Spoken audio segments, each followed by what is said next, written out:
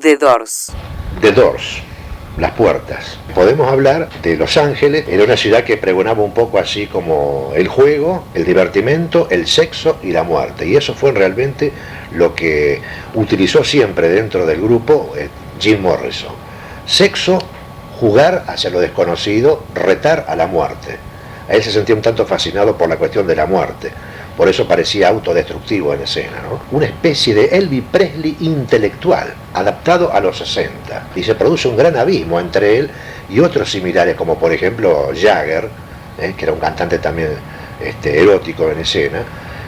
Morrison era un intelectual, era un tipo que había leído muchísimo antes de debutar en la música. También le interesaban los ritos chamánicos, que eso también lo vuelca en la música y particularmente en lo escénico de los Doors, o sea, la cuestión de la experimentación, ¿no es cierto?, del trance que hacían los aborígenes, con los cuales él había tenido algún contacto en algún momento, que en la película se ve. Podemos también hablar de la influencia por ahí un tanto marchosa en algunos temas de los Doors, de la música de cabaret alemana de la década del 20 y parte del 30, ¿no?, de Kurt Weill y Bertolt Brecht.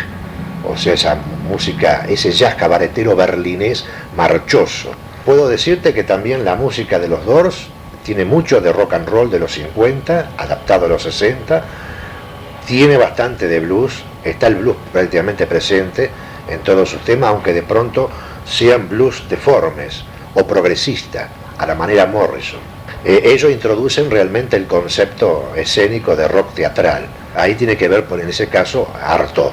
Los músicos. La voz de Morrison también es característica, es una voz grave, no precisa gritar mucho de pronto, es clara, cavernosa, seductora, erótica. Manzarek tenía mucho de música eclesiástica en el toque organístico, y también fue uno de los primeros que utilizó el pitch bend, ¿no?, el glissando de los teclados, y él a eso lo tituló el efecto mariposa, que era una cosa bastante así extraña que medio lo desenfocaba a uno en vivo, ¿no?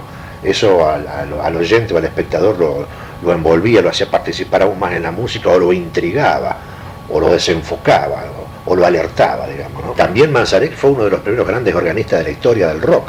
Como no tenían bajo, él arriba del órgano, un órgano combo, tenía un pequeño piano Fender bajo, un pequeño piano Fender eléctrico bajo, que suplía, ¿no es cierto?, el trabajo del bajo eléctrico o del contrabajo. Robbie Krieger, un guitarrista de jazz y que le gustaba también el flamenco, y posiblemente haya sido, junto con Manzarek, el músico más dotado del grupo, ¿no? O sea, los dos más preparados musicalmente, pero quizás mucho más todavía Robbie Krieger.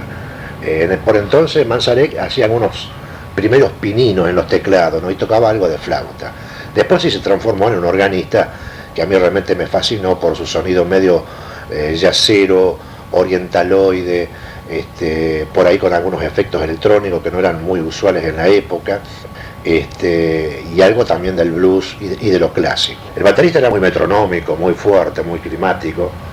Incluso también tuvo el privilegio de ser uno de los primeros que introdujo en grabación en la historia del rock una de las primeras baterías electrónicas o sintetizadas, que se las puede apreciar en el disco Mujer de Los Ángeles. Siempre lo de ellos era rock, teatro, cosa escénica, blues, y el agregado de otras cosas. Sus letras eran palabras con imágenes, que eso también viene de haber leído muchas cosas de los poetas simbolistas y surrealistas. O sea, sus palabras, sus textos creaban imágenes. Su trascendencia, su música. Hay un tema que me voló la cabeza por el uso del piano Fender eléctrico, porque también Manzarek fue un gran solista de piano Fender en la historia del rock, y quizá uno de los primeros, que es Jinetes en la Tormenta, con esos truenos y esa lluvia persistente, y ese piano perlado que se va escuchando en el espacio como que realmente son gotas de lluvia que van cayendo, ¿no? Y con ese trémolo, esa cosa fluctuante, temblorosa en el espacio, y por supuesto esa especie de galopar de un jinete, como si fuera los jinetes del apocalipsis, ¿no?